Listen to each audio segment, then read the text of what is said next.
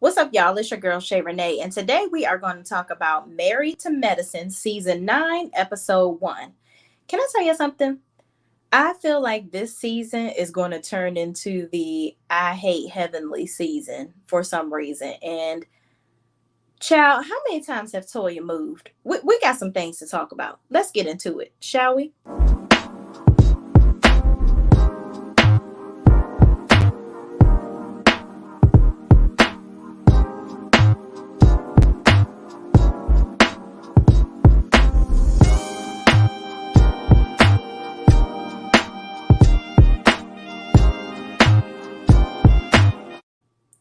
All right, y'all. So the episode starts off where Dr. Jackie is basically booked and busy, child, for the entire year.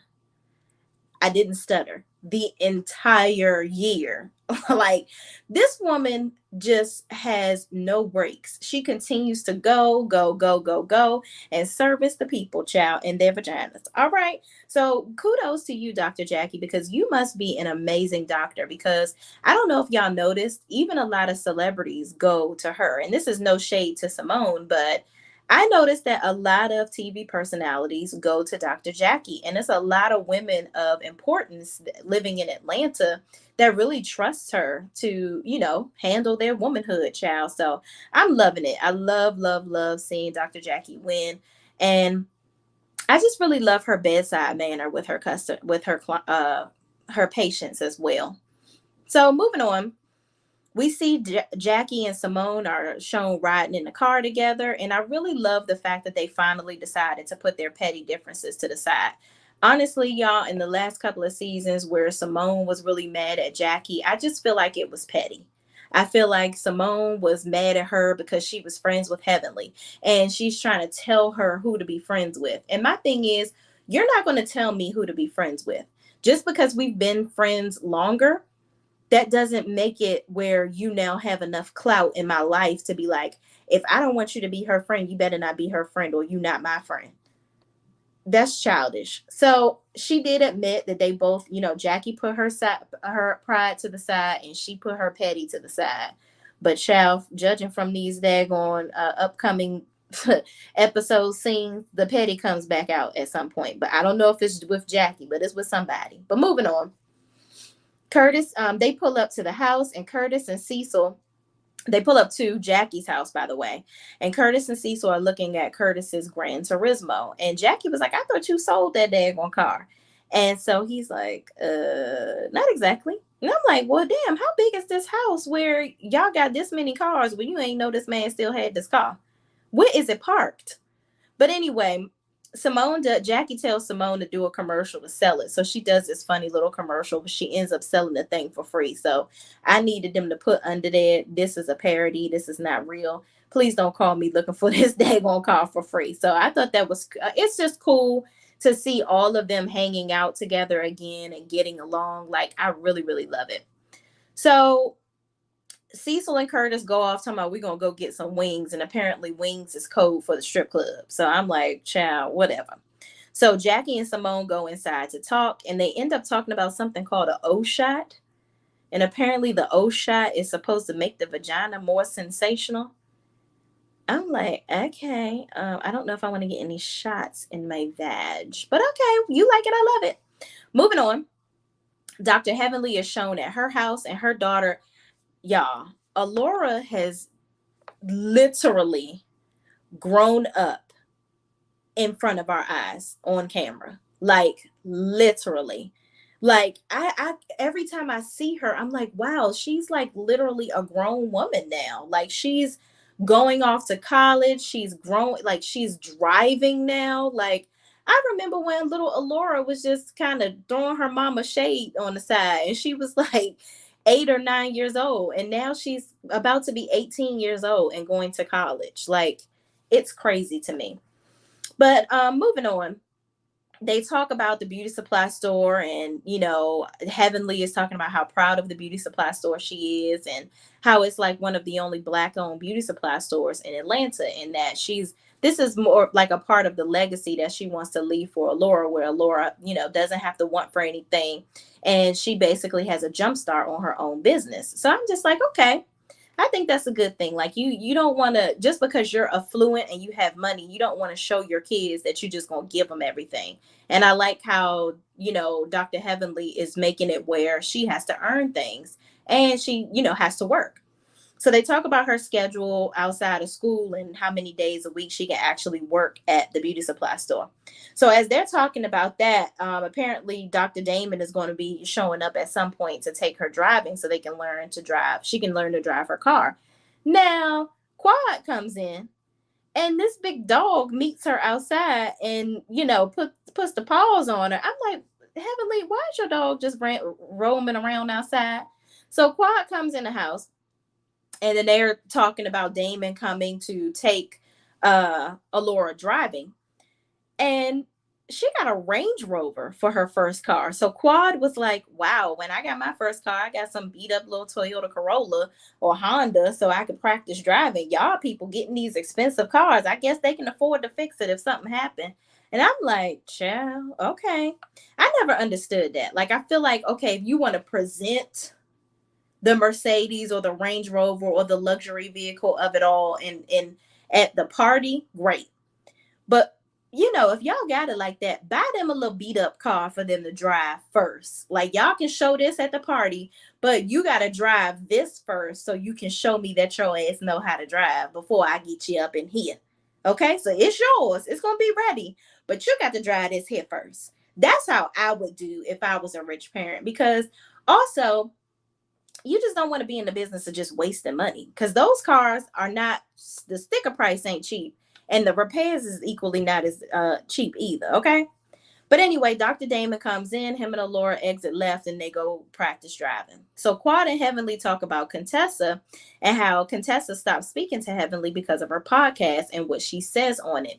Now, it seems like a lot of them have an issue with Heavenly's podcast and her YouTube channel.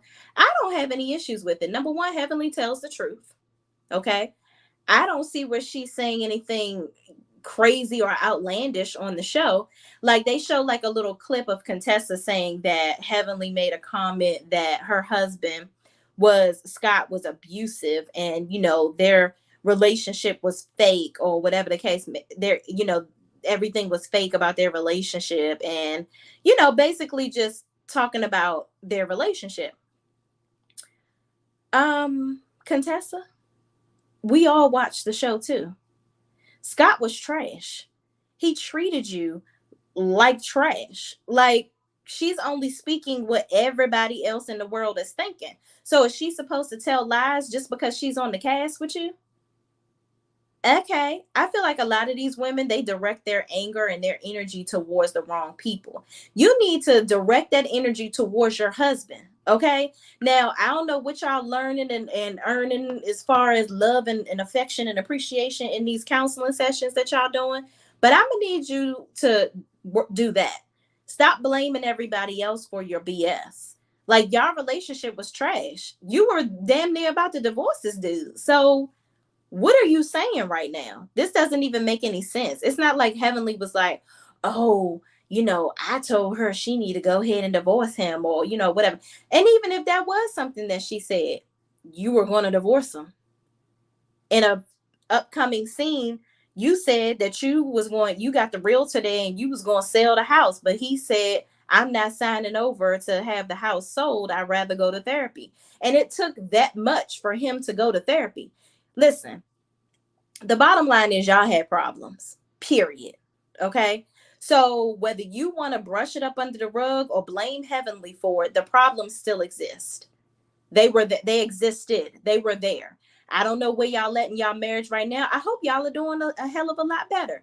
But what you're not going to do is sit up here and blame somebody else. I am so sick and tired of women blaming their friends after you're misdirecting your energy and your anger onto your friends when you got shit going on in your life. It's very annoying to me, and it's a lot of women out here that be doing stuff like that, and it's really, y'all got to stop that. Deal with your issues with the person that you need to deal with it with. Okay. So moving on, Heavenly said that she used to talk to Contessa every day, and that she even talked to her more than she talked to Jackie and Quad. And so then they talk about Quad and this new house that she has and the renovations, and how, the day after she signed the paperwork for the house, she was already getting the renovations done. And here's my thing. Quad has a beautiful home, because we'll see it in one of the upcoming scenes. Why doesn't Toya do that? I feel like Toya is so busy trying to keep up with the Joneses that she's overly spending her money and putting them in the poorhouse with her poor, irrational financial thinking. I think Quad is doing the right thing. She has a 14,000 square foot house, and apparently so does Anila, which showed her home. But Quad probably paid a hell of a lot less, and she's getting the house renovated to the where she wants it to be. So hey, whatever. I ain't counting nobody's coins. But anyway, Heavenly makes a joke saying you should let one of those male suitors pay for those renovations. And Quad like, ain't nobody about to have no claim over my daggone house. I know that's not true. I know you are lying. So moving on. Contessa is working out with her trainer. She's trying to be a part of something. She wants to do a fitness competition, and she's working out with the trainer, and he tells her to go inside and put a bathing suit on so he can really see the whole landscape of what he needs to do with her body. So she goes in, she changes, puts on the bathing suit, and uh, pulls up Scott and the kids. Okay, so her youngest daughter Layla comes over, and she's like blocking her mom because she sees her mom in these heels and a bathing suit next to this man, and she said, "Oh, whoa, Nelly, my parents was just talking about getting a divorce, sir. I'm gonna need you and your burly muscles to get the heck up on out of here, okay? Because my daddy don't look like that, and I don't want her to leave my daddy. So you, sir, gotta go." So I thought that was so funny and so cute. But Scott comes up, he greets the guy, and the trainer ends up leaving. He gives her his feedback, and he ends up leaving. So Contessa goes in the house, she changes her clothes, and she sits down with the kids and Scott, and she explains to them. She was like, listen, that man he's only here for helping mommy. I told you I wanted to be a fitness model, something I always wanted to do, and I guess she did some Miss America pageant or something like that at some point. And this is something that she always said that she wanted to do. And she feels like, hey, it's no better time than the present. And if for some reason, which I thought was shady, she said, if for some reason this whole marriage situation doesn't go well, it wouldn't hurt for my body to look in tip top shape. I'm like, well, bitch, are you getting all suited and booted with your body and the muscles and whatnot because that's what you want to be, this fitness model, or because you want to be fitting in somebody else's arms? I'm just saying. Let's just call a spade, sis. Are you working on this relationship because you really want to work on it, or you working on your body so that you can get up out of here? Because you don't look half bad now. Contessa always had a banging body. So, okay, whatever. So moving on. Quad is shown in her home, and her mom and her 6-year-old son Mason have her 6-year-old nephew child, and made her have a whole kid. Quad and her mom and nephew all live together in Quad's home.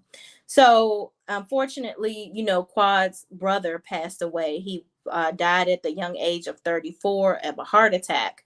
So she's having a discussion with her nephew Mason, that's 6 years old, because he's struggling with paying attention in school. And she asked him, she's like, well, Mason, what's the problem? Why are you not able to pay attention? And he immediately starts to break down, which, y'all, it hurt me so much. Like, I almost wanted to break down and cry with him. Like, he's like, because I think about my dad. And the mom was there, and her, Quad's mother, and she gets emotional and breaks down. Quad has a moment with them, but she then, kind of brings it all back forward and says, listen, I understand that you're going to have moments and you miss your father, but we got to do what we say we're going to do. We have to hold up our end of the bargain. And you said that you want to do good in school, so this is what you need to be doing. Then they talk about helping him tie his shoes and whatnot. So it's going to be interesting to see Quad as the Muntie of it all. Okay. Shout out to Raggedy Marlowe from Real Housewives of Atlanta. But I hope you don't put your boys, Mason, out like Marlowe did the boys. Okay. Don't let the pressure get to you, because parenting is hard. I'm just gonna say that. All right. But you can't be putting the kids out now. You can't be putting the kids out. So moving on, Anila and her husband, Dr. Kieran, have finalized their renovations on their home. So now they are going to have a housewarming party, and it's going to double as a Diwali celebration. So they're walking around the house and talking about the progression of everything. And then her parents are over there and they're going to have like a blessing ceremony for the house. So in the confessional, Dr. Kieran is not impressed with how much this house costs. He's like, wait a minute, you told me 1.5 million, then the house end up being 3 million. Like, this is ridiculous. He's like, yeah, the house is nice and all, but the price ain't nice. I told you what we agreed upon, and you decided to do what you want to do and keep on adding money on. Here's my thing. Apparently, y'all got it, because for them to be able to keep on adding on all this money, clearly y'all had it to pay. Okay. So they make their way down. Dr. Karen and Anila make their way downstairs, and the parents are there, and they have a Hindu priest there to bless their home before everyone arrives for the party. So they have a cow there, that the cow is supposed to represent one of the gods, because a cow represents like food and prosperity, and I don't know, it's a cow there, and the cow done shit it on the ground. I'm just saying. And the mama said, I don't know who about to get that up. Cow lady, you need to get that up, because I'm not cleaning that up. So they do the little prayer and move on. Okay. So then the next scene, we're at Toya's house. And of course, Toya yelling and being negative. She called the boys downstairs, the youngest son. Now, mind you, she not at the dream home. She sold that. Okay. Mind you, I'm like, girl, have you moved every season? Like, literally, Toya has probably, I have seen this girl move every single season. I'm pretty sure, or at least every other season. She ain't lived in a house but for 2 seconds. And I know poor Eugene is tired. Like, here's my, I don't know, y'all. Toya is one of those people that has to keep up with the Joneses. And for what? And she always be like, well, people keep on telling me I need to work. What do you think I'm doing when I'm filming? Girl, listen, let me tell you something. By the time you finish filming and spending all the money that you make on this show, and I know you ain't making no $1 million off of every season. I know that. Okay, let's be very clear about that. So you on TV, but you don't have nothing to show for it. Why do all, first of all, Quad is very single and has a whole 14,000 square foot house by herself. Why? Because she's a hustler. She's out here working and doing things to create financial stability for herself. However, all you do is work your husband to death. Like, what are you going to do? God forbid something happens to Eugene because he has a stroke, or he's stressed out because he's constantly trying to work 11,000 hours to take care of your financial needs or wants, basically, because you don't need any of the stuff that you have. It's just really, it's really hard for me to see her like tear her. And Eugene is so mild mannered with Toya. It's like he always does whatever to make her happy. But yet, just like in this scene, she yelling and doing the most. One season, she tried to blame it on some birth control pill she was taking for her hormones. Now, what's your excuse? Why you yelling and being stank? And even the kids are like, why you always yelling? And I'm like, Toya is not happy. Either she out here getting dicked down by somebody else, or she just unhappy. I don't know what's going on with her, but sis need to get it together. So Eugene comes in the house and she's yelling. And she was like, Ashton broke the elevator. And Eugene is like, did he really break the elevator? Like, it's probably something that can be fixed or reset or something like that. And then she said, he said, why are you yelling? I need a reset when I get home. And she said, do you want a white woman? First of all, why do you have to bring up a white woman? Because white women can give you the business too. I'm just saying. Just because somebody is white don't mean that they're going to sit up there and take somebody's crap or do whatever their husband says. That was rude. Like, girl, can you just be a nicer person? How about that? Maybe that's what you should have said. I don't know. Toya gets on my nerves. I don't know, y'all. But anyway, Eugene says, so then they talk about Anila's son coming over to invite her to the party. That's another thing she got a problem with. Well, she was in the car and she sent her son up to the door to give me the invitation. Girl, first of all, Anila looking a little plump. She might have just had, I think she just had a baby or something. Like, why are you, why do you need her to walk up to your door and give you, she was right there and she was actually talking to you from the car. You're doing the most and you're always trying to find a reason to be mad at somebody. Just don't be mad at Anila because she got her own. She got her own outside of her husband. Because let's make it very clear, Miss Anila said in one of the upcoming scenes that she paid $500,000 for her all of her furniture and furnishings in her house with what? Her blogger money. You should have been trying to be homegirl's friend so you can figure out how to make a coin at home by yourself. Because when them boys are at school, what the HE double hockey sticks are you doing, ma'am? Pray tell. What are you doing all day? Last season, we saw you going to the tennis court with Anila, but Anila is working. She got a whole social media room. What are you doing? And all the other women on this cast work their tail off. Hell, Heavenly is a dentist. She has a full-time practice, a beauty supply store, and she got a YouTube channel. What are you doing all day besides being full of crap? I don't know. Toya, we can release her. I'm sick of her. She don't have nothing to do or talk about. Then so Eugene, she questions the invite to Anila's party. And Eugene is basically like, ain't nobody going to invite you to their house that they got a problem with you. Like, come on. Either we going to have fun or not. And if we don't have no fun, we live down the street. Let's get on the golf cart and get the hell on if you ain't having a good time.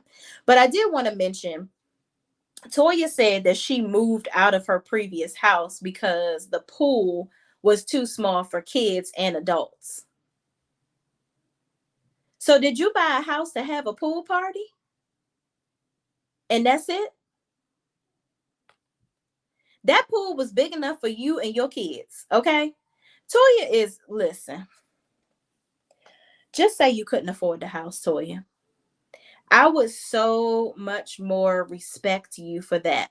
Eugene probably sat her ass down and said, listen, we are in over our heads with this house and I can't keep working myself to death like this. I barely see my family. Like I need a breather. And instead of her giving him a release or of some sort of relief, she finds a way to add more financial issues to the plate. And she's not coming at him saying, oh, well, I'm going to do a YouTube channel now, or I'm going to become a blogger, or I'm going to start doing speaking engagements, or get a beauty. Who knows? There's so many things that she could do to be bringing revenue into their house besides running her damn mouth. But anyway, y'all, let's get to some of these comments. Jessica with a K, I'm going to try to catch this live. Okay. Are you on this one or is this a previous comment? LaPriest Faye says, hey, Shay in chat. Hey, what's up, LaPriest Faye? Professor SDT says, I've been over Toya about 2 seasons ago. Child, you and daggone me both. Okay. Thank y'all for watching. I appreciate y'all. So in the next scene, Quad gets some hint. Quad is at the Anila and Dr. Karen's house, and she's getting her henna done. And Cecil, Simone, Dr. Jackie, and Curtis arrive. So Heavenly, oh, I'm sorry. I talked about Anila was getting ready and they're celebrating the Diwali festival and festival of life, which is about taking away evil spirits and celebrating new life. So Quad says she isn't gluing stuff to her forehead. I'm like, oh Lord. Okay, Quad. She was like, it's gonna mess up your makeup. Don't glue it to your forehead. I was like, child, okay. So then Contessa and Scott are talking about going to the party and how they have a lot of Indian friends and they go to their parties all the time. And she isn't going to go get a new outfit. First of all, the outfit that Contessa had on when she came through the door was an epic fail. It had nothing to do with the theme whatsoever. I heard another YouTuber say this as well, but had a spot on. She looked like an extra in the Michael Jackson and You Remember the Times video. She was at the wrong experience with that outfit on. I'm just saying. So moving on. So Qua getting her henna done, Cecil, Simone, Dr. Jackie, and Curtis arrive, and Heavenly and Dr. Damon and their new additions, Audra, who is an attorney, and Dr. Martin, who is a dentist, and he is a dentist he got his education at the Howard University, okay, here in DC. So I'm interested to see what this couple brings. Carrie arrives with her husband as well, and Heavenly has something to. She says Carrie says something to Dr. Damon, and of course, you know how Heavenly is, all protective over her husband. I'm like, girl, for you to be somebody that so-called love your husband so much, you ain't got to police him. He gonna be around women, okay? And if he gonna cheat, he gonna cheat. Just let it be what it's gonna be, sis. Because all of this extra sniffing behind him and all of that you doing, it's a lot.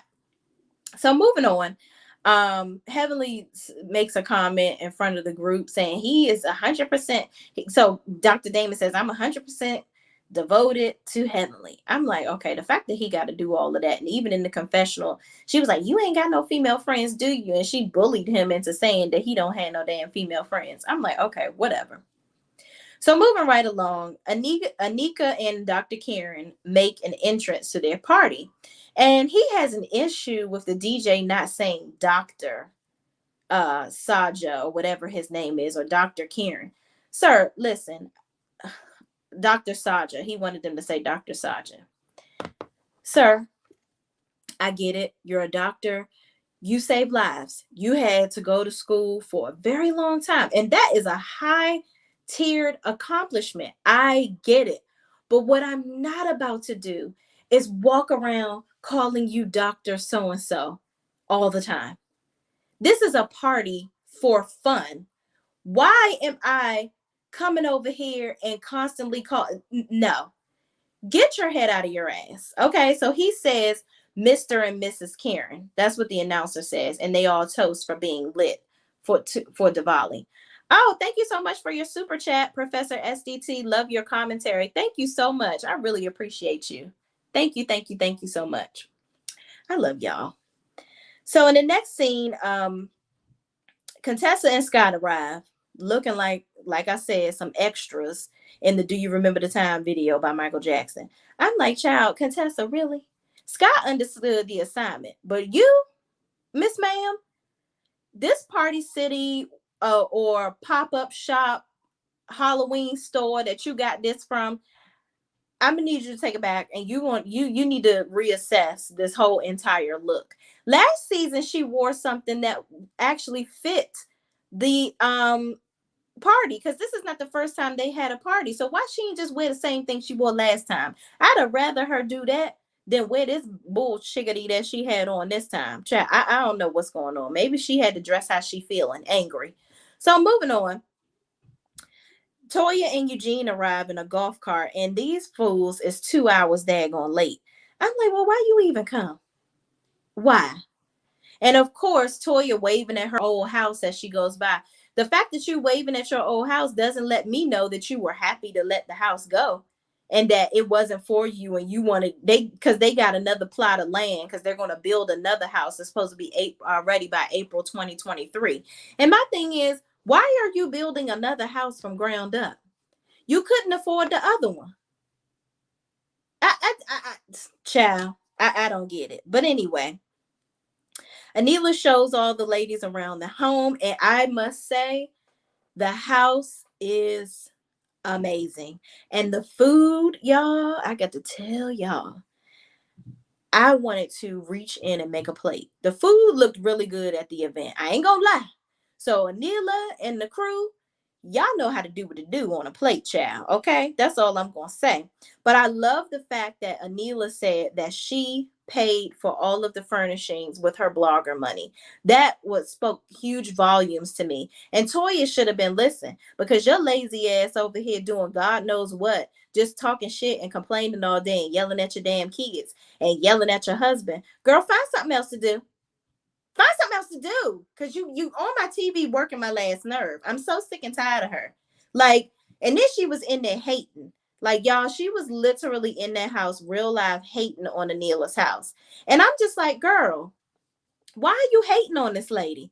You literally had a house right down the street. You had this 4-story closet which I don't know what's in it, because it's not like Toya is the fly than the rest of them. You know, she be wearing some cute little outfits, but she ain't like the belle of the ball all the time. She ain't Dorit on Beverly Hills. So, or Marlo for that matter. So what exactly was in this 4-story closet that you had? You just wanted to say you had one.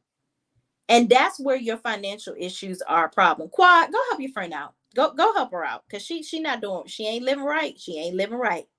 So the guys are sitting outside around talking, and Dr. Damon introduces them to Dr. Martin. So apparently, him and his wife are going to be the new additions on the show. They talk about the renovations and the home building process with Dr. Karen. And then the guys talk about their prospective businesses going forward. And then they end up landing on talking about Scott and Contessa's marriage. I think all of the guys were really kind of side-eyeing Scott and looking at him like, now, you know, last year you had us protecting you and you made us look like a fool. Like, I could see it in the eyes that they looking at him like, don't do no bullshit this season, okay? Because we ain't about to have your back like that, because you tried it last season. You was up here lying. You done made up all this stuff. Sit down and shut up this season and do what you're supposed to do with your wife, because we ain't having none of this foolishness now. I could see that all in their eyes. That's what they was really saying. So what y'all saying? And you know the one, what's up, and hey y'all, Professor SDT laughing at me. I don't even know what I said, but I know it's probably something foolish. One, LOL. Girl, I know Toya needs an adjustment. And does anyone really need a closet that big? Could move my whole family into that closet. Right. Like, why do you need a closet that big? What exactly are you putting in it? You gotta literally, I feel like she had to buy more clothes even to make this thing make any sense. But she like it. I don't love it. Moving on. But thank y'all for commenting. I really appreciate y'all engaging with me this evening. Oh, not this evening. I'm used to doing it at night. It's afternoon, y'all. It's afternoon. So Dr. Jackie and Carrie are walking down the steps, and Carrie kind of swipes her hand across the wall, and Dr. Jackie's like, get your hands off that wall. I was like, if that ain't somebody black mama, like, I felt that in my spirit. I turned around. I was like, "Ooh, did I touch something? Oh, I'm so sorry. I ain't trying to get a whooping." Like, Jackie gave that black mama, you better not, or I'm slapped out you look, to Carrie. And Carrie was like, ooh, she looked scared. She took a damn hand off that wall, I tell you that. But that was damn funny. And thank you, Dr. Jackie, because she rude. She know not what she do. She ain't about to have nobody putting their damn hands on her damn walls. Or maybe she would. Who knows? Moving on. So Quad, in the last scene, Quad is kind of making a last ditch effort to talk to Contessa. Her and Contessa are sitting there talking, and she's like, you know, Heavenly really hasn't been the same without talking to you. Like, she really misses you. And Contessa even said, she was like, I love Heavenly, but what she has to learn is boundaries. She said a lot of things about my husband, and my husband is a doctor. Like, she can't be walking around here talking about he's abusive and all this, that, and the third, and think that that's going to be okay. Like, I don't condone that. And she needs to be careful about what she's saying on her YouTube channel. I must say it again. It's nothing. I've watched Heavenly's YouTube channel, and Heavenly don't do nothing on that channel that she don't do on this show, which is talk shit. She tells the truth. And if y'all don't like the truth and you can't handle the truth, then so freaking be it. Like, I just don't understand. If you're going to be her friend, you know how she is. So if you don't want to be her friend, don't try to not be around her when it's convenient for you all of a sudden, because let's again state the facts. Scott was playing the mess out of you last season. He had you looking real Sheree sitting at a coffee shop by herself, dumb. Okay? So what do you want her to do? As your friend, you will want your friends to tell you the truth about your stupidity. Let's be very clear. And he was Scott was mentally abusive. He had you all up in there crying over silly stuff, making up conversations that he had with people trying to make you jealous. He even wrote the damn kids in it. He had an accomplice in his foolishness. He fooled all the men into thinking that he was doing right by you, and you were the crazy one. But yet you mad at Heavenly? Girl, goodbye. Ain't nobody got time for you. I ain't got time for Contessa. Contessa, you and your misdirected energy. You need to talk to the therapist by yourself and reassess yourself, because this right here is a bunch of la. Okay, so moving on. Quad goes to call Contessa. I mean, call Heavenly over because she's like, I really think you guys need to talk. And Contessa says, oh no, I don't have to talk to her, and I'm not. Which I get it. If you ain't ready to talk to her, sis, by all means, guard your mental health as best as possible, because you might need an extra session to have the conversation that it seemed like you need to have with Heavenly at this point. You know, it always seems to amaze me that women will do whatever it takes to hold on to these raggedy ass men, but we will dismiss our friends and treat them like shit just like that. Unfucking believable. I never understood that. I don't get it, but hey, I guess Contessa gotta have some type of drama because she really blew up the whole scene last year. And I think a lot of people thought that their drama was fake. I did too. If it wasn't for the reunion, I would have thought all of that shit that they was going through was absolutely made up. It was given Tiffany and Lewis from Love and Marriage Huntsville, honestly. But for them to go through all of that, something had to be true about what was going on. But again, why are you blaming your friend? Okay. It's the gaslighting of it all. Let's talk about let's see what y'all talking about. Girl, anyone need a closet? Okay, we already talked about that. Amen. Amen, sister girl. I was with Dr. Jackie about that wall. Yeah, get your hands off people's wall. That is so ghetto. Even for a white lady. Ghetto. Love you, girl. This is my moment for the week when you are on. They have to do without me for this time. Oh, thank you, thank you, thank you. I appreciate y'all. Y'all don't know. Y'all make my day when y'all come on here, because I love actually having people to talk to. You know, I think I'm going to start having it where I can have y'all come up and we can, kind of chit chat. But I had to figure all that out with my timing and when I'm going to be getting on and whatnot. Next week is my birthday, so I'll probably be on a little bit more with y'all. So be prepared for that. Maybe that's when we'll start. Yes, she does.